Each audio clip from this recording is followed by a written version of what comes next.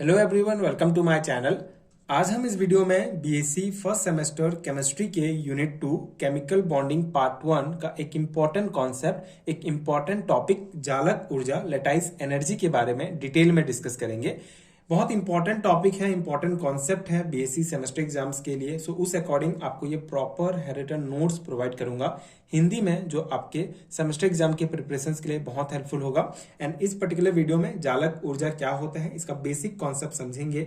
इसके अलावा जालक ऊर्जा कौन कौन से कारकों पर निर्भर करते हैं, कौन कौन से कारक प्रभावित करते हैं, उसको भी डिटेल में समझेंगे। एंड जालक ऊर्जा का जो कैलकुलेशन है, उसका जो फॉर्मूला है, उसको हम समझेंगे। सो एक इंपॉर्टेंट कॉन्सेप्ट है। स्टार्ट करते हैं इसके बेसिक डेफिनेशन से। जालक ऊर्जा लेटाइस एनर्जी क्या होता है। सो एक मोल आयनिक क्रिस्टल का उसके अवयवी गैसीय आयनों से बनने में जितनी ऊर्जा उत्सर्जित होती है, वह आयनिक यौगिक की जालक ऊर्जा लेटाइस एनर्जी कहलाती है। जैसे कोई एक मोल आयनिक क्रिस्टल किससे बनता है, गैसीय आयनों से बनता है। ठीक है, तो ये जो गैसीय आयन है Na+NCl- जिससे NaCl कंपाउंड बनेगा, तो इसके बनने में जितनी ऊर्जा उत्सर्जित होती है, जितनी ऊर्जा निकलती है, उसी ऊर्जा को लेटाइस एनर्जी कहा जाता है। ठीक है, इसको -U के द्वारा रिप्रेजेंट किया जाता है। अगर हम सिंपल शब्दों में समझें तो लेटाइस एनर्जी किसी आयनिक कंपाउंड में मौजूद आयनों को एक दूसरे से अलग करने या उन्हें क्रिस्टल लेटाइस में एक साथ जोड़ने के लिए जो आवश्यक ऊर्जा की आवश्यकता होती है, उसी को ही हम लेटाइस एनर्जी कहते हैं। ठीक है, इसका एक और बेसिक डेफिनेशन है। एक मोल ठोस आयनिक क्रिस्टल में से उसके अवयवी आयनों को गैसीय रूप में पृथक करने के लिए जितनी ऊर्जा की आवश्यकता होती है, वह जालक ऊर्जा कहलाती है। ठीक है, एक मोल ठोस जो आयनिक क्रिस्टल है, इसके अवयवी आयनों जैसे कि Na+ और Cl- को गैसीय रूप में पृथक करने के लिए, ठीक, गैसीय रूप में अलग अलग करने के लिए जितनी ऊर्जा की आवश्यकता होती है, उसी को जालक ऊर्जा कहते हैं। ठीक है, तो वही बेसिक डेफिनेशन वही है।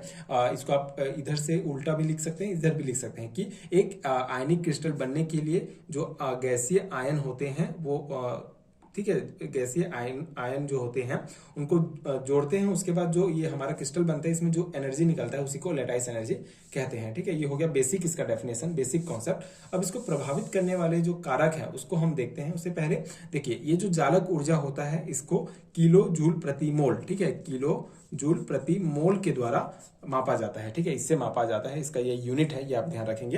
अब जालक ऊर्जा को निम्न कारक प्रभावित करते हैं। पहला कारक है आयनों का साइज। ठीक है, जो आयन्स होते हैं उसका साइज कैसे प्रभावित करता है। सो आयनों का साइज जितना अधिक होगा, जालक ऊर्जा का मान उतना कम हो जाएगा। ठीक है, आयनों का जो साइज है वो जितना ज्यादा होगा, जितना बड़ा होगा, जालक ऊर्जा का मान उतना होगा, क्योंकि उतना जो है कम हो जाएगा।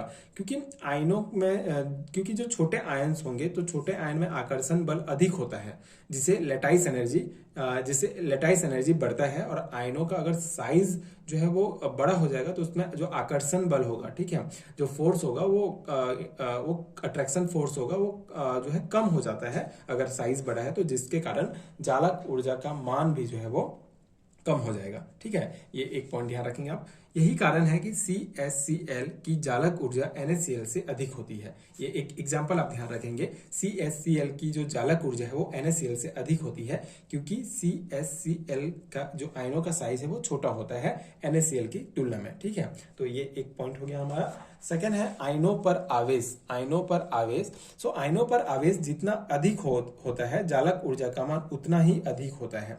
यही कारण है कि MgO NaCl की तुलना में अधिक स्थायी होता है। अब यहाँ पे आयनों पर आवेश की बात कर रहे हैं। ठीक है, तो आयनों में आवेश जितना अधिक होगा, ठीक है, जैसे कि अगर हम यहाँ पे एग्जांपल ले रहे हैं MgO और NaCl, तो MgO की बात करें तो Mg में जो है वो 2+ आयन होता है। ठीक है, NO में 2- आयन होता है, और इसी प्रकार NaCl में Na+ Cl- होगा। तो इसमें एक एक आवेश है, एक एक चार्ज है, और इसमें दो चार्जेस हैं। तो आवेश जितना ज्यादा होगा, वो जालक ऊर्जा का मान उतना अधिक होगा। इसीलिए MgO पे जो जालक ऊर्जा का मान है इसका, वो ज्यादा है, और ये ज्यादा स्थायी होता है NaCl की तुलना में, क्योंकि इसमें जो चार्जेस हैं, जो आवेश है, वो कम है, और इसमें जो आवेश है वो ज्यादा है। ठीक है, ये हो गया हमारा सेकंड पॉइंट, जो है जिस पर निर्भर करता है जालक ऊर्जा।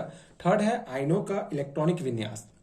अब इसमें क्या है, आयनों के इलेक्ट्रॉनों की संख्या में वृद्धि होने पर चालक ऊर्जा का मान कम होता है। ठीक है, कम होता है। अगर इलेक्ट्रॉनों की संख्या वृद्धि होती जाएगी, जैसे जैसे हम पीरियोडिक टेबल में आगे बढ़ते जाएंगे, जो इलेक्ट्रॉन का नंबर अगर बढ़ते जाता है, जिससे उसका इलेक्ट्रॉनिक विन्यास भी बढ़ते जाएगा, तो उसका ऊर्जा का जो चालक ऊर्जा का मान है वो कम होते जाएगा। ठीक है, जैसे यहाँ पे एक दिया गया है CSI, caesium iodide, caesium fluoride, इन सब का जो है ये यहाँ पे ठीक है, इसका कम होगा इसकी तुलना में, फिर ठीक है, फिर इसका कम होगा इसकी तुलना में। इस प्रकार से आप देख सकते हैं इसका मान जो है ये कम होते जा रहा है ना।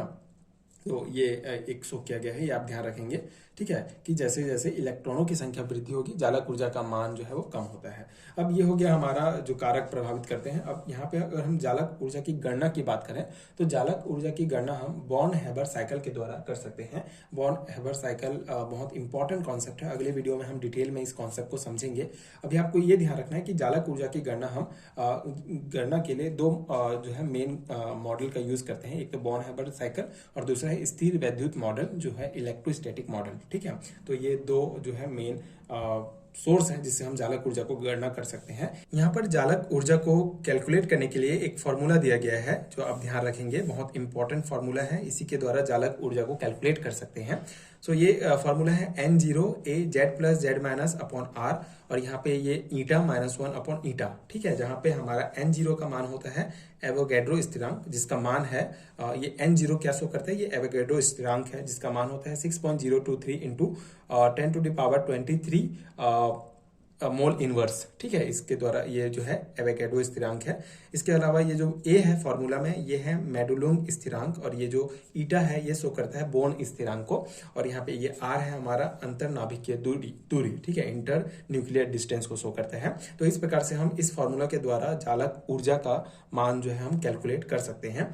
ये आप ध्यान रखेंगे, इंपॉर्टेंट है। तो यहाँ पे हमारा कंप्लीट हुआ टॉपिक चालक ऊर्जा, लेटाइस एनर्जी क्या होता है, बेसिक कॉन्सेप्ट हमने यहाँ पे समझा।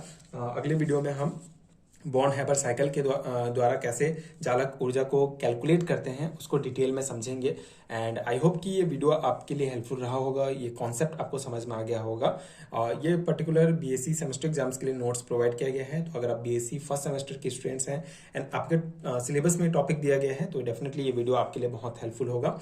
एंड अगर आपको हैंडरिटन नोट्स है, ये पीडीएफ फॉर्म है, तो नीचे डिस्क्रिप्शन बॉक्स में आपको पीडीएफ स्टोर का लिंक मिलेगा, आप वहां से चेक कर सकते हैं। एंड अगर आपके लिए वीडियो हेल्पफुल है, तो आगे के वीडियोस देखने के लिए चैनल के साथ जुड़े रहिए। And thank you so much for watching.